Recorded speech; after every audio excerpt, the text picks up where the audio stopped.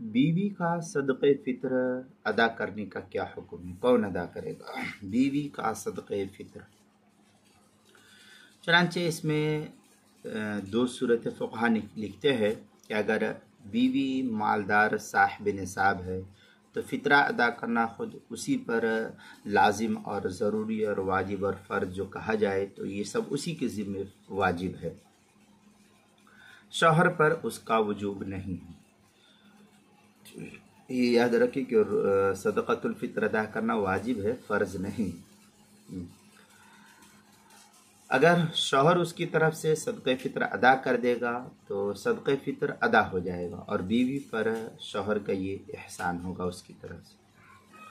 चुनांचे और दूसरी सूरत ये कि ये तो एक सूरत थी, दूसरे के हमारे यहाँ आमतौर पर चूँकि बीवियाँ कमाती नहीं, हिंदुस्तान, पाकिस्तान, बांग्लादेश वगैरह जो आमतौर पर क्या नाम है एशिया का एशियाई ममालिक है, उनमें आमतौर पर औरतें कमाती कम है कमाने वाली है, ऐसा नहीं कि नहीं है, कोई मजबूरी है या कोई और सूरत हाल है तो औरतें खुद कमाती भी है,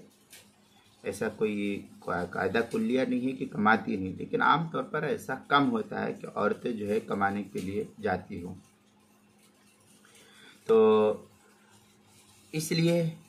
जब औरतें कमाती नहीं हैं तो आम तौर पर जो औरतें होती है उनका सदक़े फ़ित्र शौहर ही अदा कर देता है। तो अगर शौहर अदा नहीं करेगा तो बीवी के लिए अपना सदक़े फ़ित्र अदा करना वाजिब होगा।